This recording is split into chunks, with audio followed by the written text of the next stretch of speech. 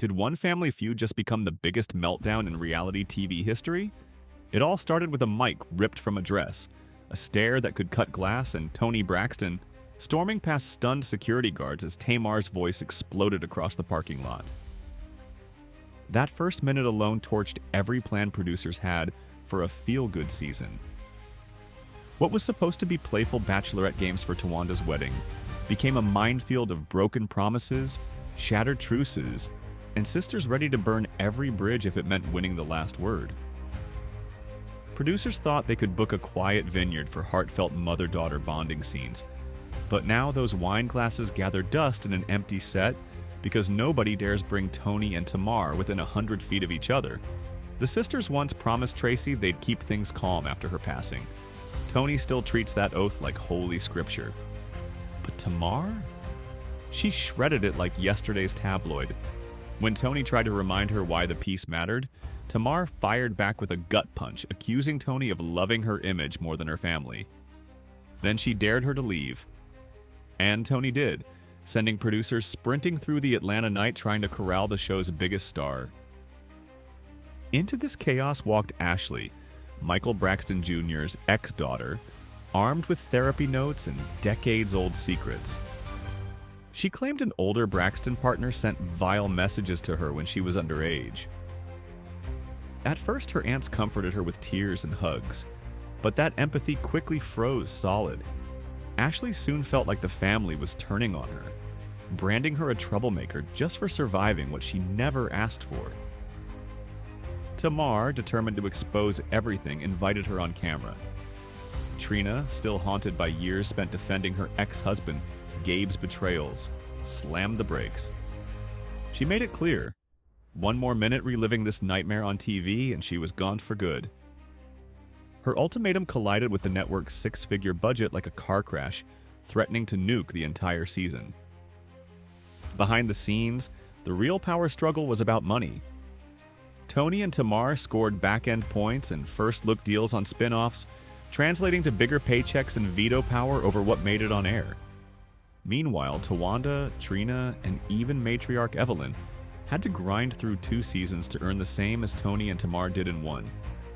Every scene turned into a silent negotiation, with sisters calculating whether each emotional blow-up would bring them closer to cashing out or get them cut from the show. Tawanda's patience snapped. After yet another screaming match, she posted a cryptic midnight message.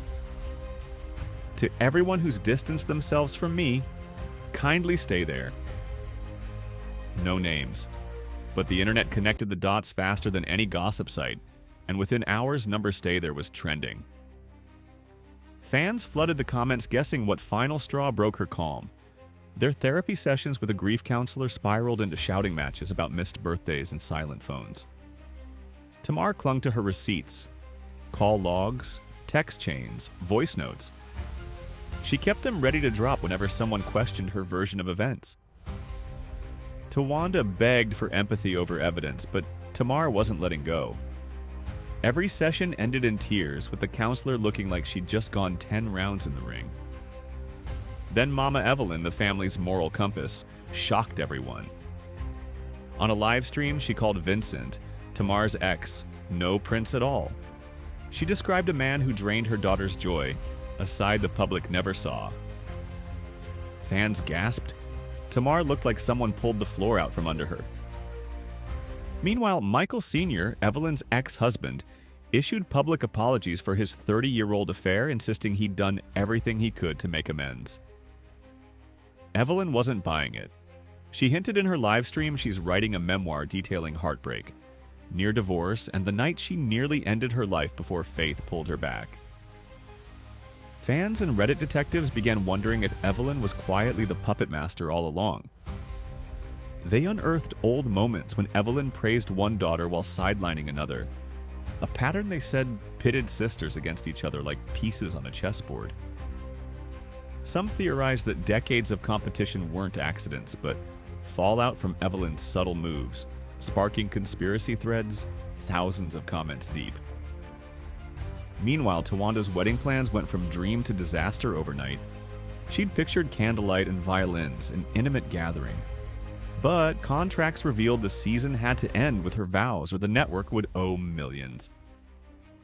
Guests grew paranoid, Googling hidden camera detectors before RSVPing. Producers measured bouquets to hide mic packs under baby's breath flowers. Tawanda's 2 a.m. text to the family group chat laid it bare. "One rogue lens and I'll freeze this wedding like Elsa." Now planners juggle 2 layouts, one for cameras and one if Tawanda cancels at the altar. Tamar's social media meltdown only made things wilder. One day her feeds were full of bubbly promo teasers. The next, her profiles vanished like they'd never existed. She reappeared hours later with a single post. "Watch the tower crumble." Fans lost it. Cryptic emojis of film reels and broken chains sent subreddits into overdrive, convinced Tamar was threatening to leak unaired footage.